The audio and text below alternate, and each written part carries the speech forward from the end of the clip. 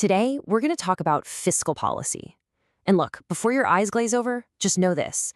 It's the story of how a government's choices about money, spending and taxes, can build a highway, fight a recession, or, as we're about to see, shut down a national park.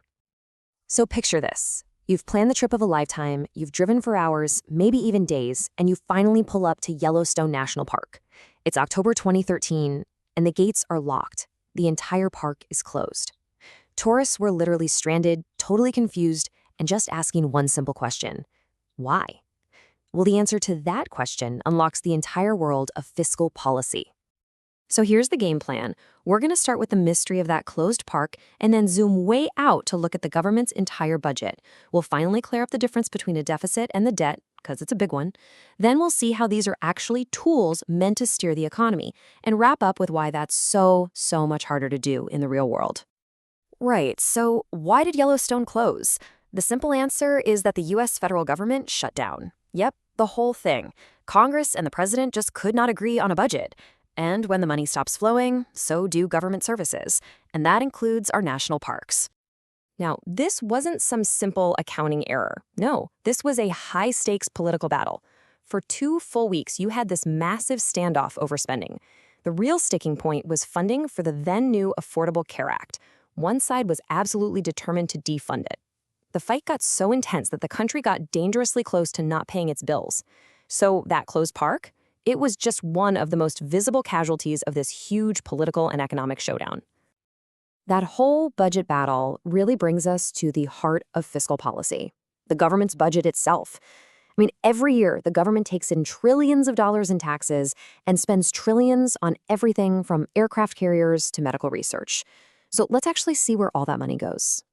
What's really wild when you look at the federal budget is just how concentrated the spending is. So if we use 2019 data as an example, you see 3 monster categories: Social Security, National Defense, and Healthcare.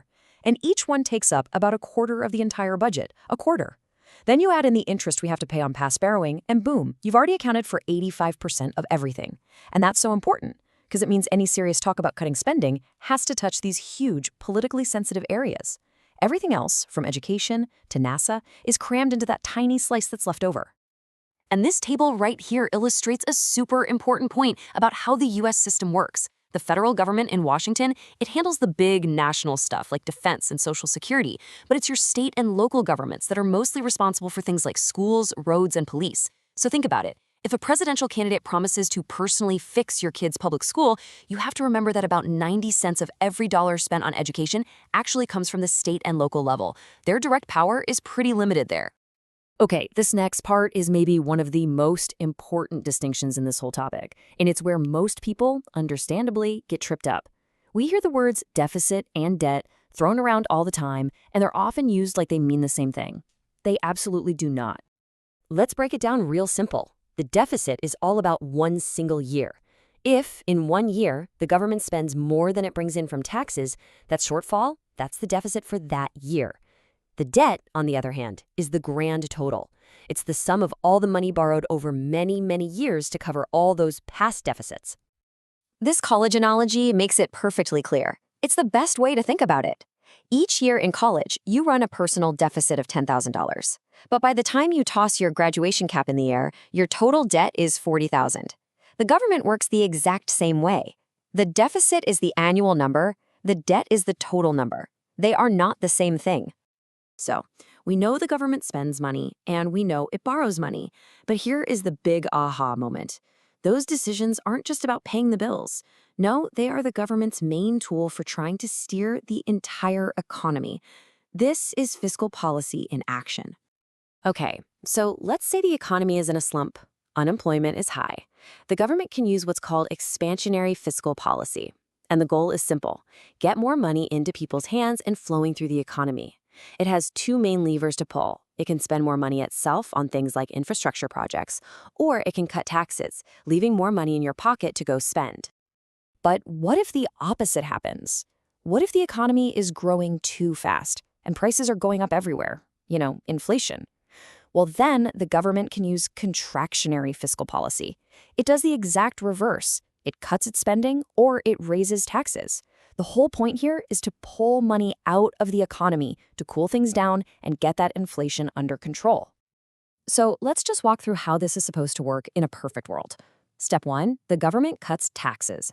Step 2, you've got more money in your bank account after each paycheck. Step 3, you go out and spend it.